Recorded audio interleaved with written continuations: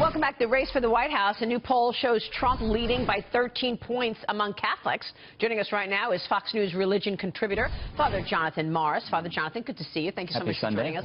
So Trump with a significant lead here. Why is he appealing to Catholic voters? You know, it's very strange because Catholics went for Democrats in the last two elections. And really, they've polled just basically like general election, you know, like everyone in the United States. They pretty much match the general electorate.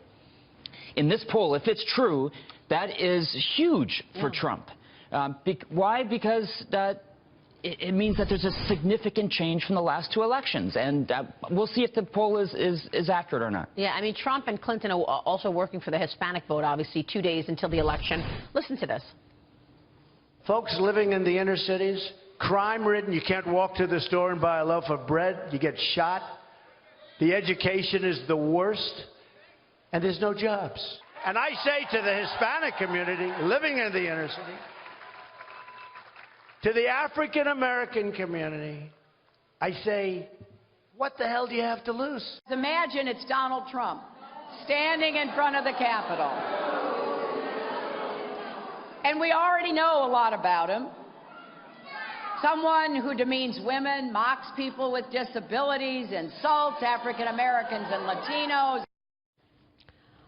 335,000 more Hispanics have already voted in the crucial state of Florida than they did in 2008. Father Jonathan, you speak Spanish fluently. You say regularly the entire Mass in Spanish.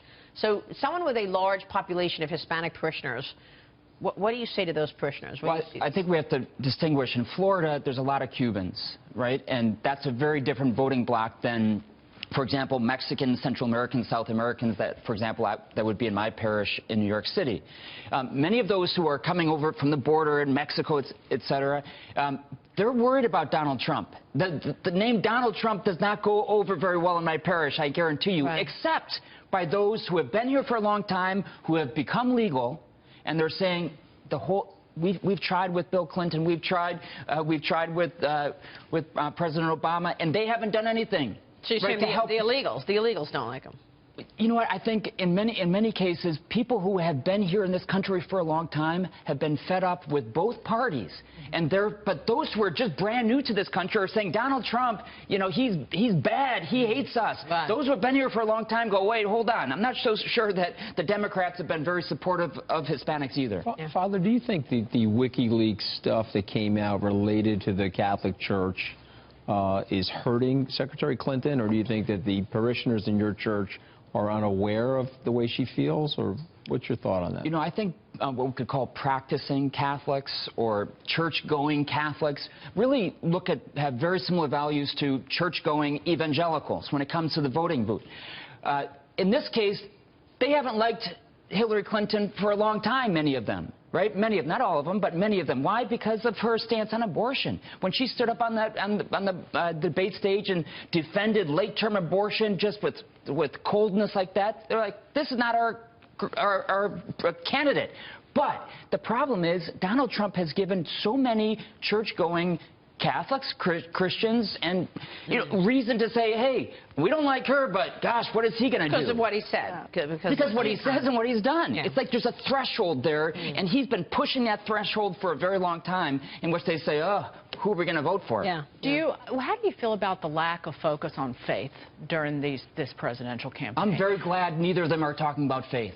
Really? I'm very happy, because we know that neither of them are really regular church-going people. I'm not judging what their beliefs are, but we don't want Hillary Clinton to be getting up there and giving a Jesus loves you speech, or Donald Trump to be giving you a Jesus loves you speech, because that hasn't been a part of their lives. The evangelical community has come out for Mr. Trump. Why do you think Because they don't like Hillary Clinton. Yeah. Very simply. Do you think there are going to be fewer people voting at all that you've seen? I don't know. Who understands this election? But you know what?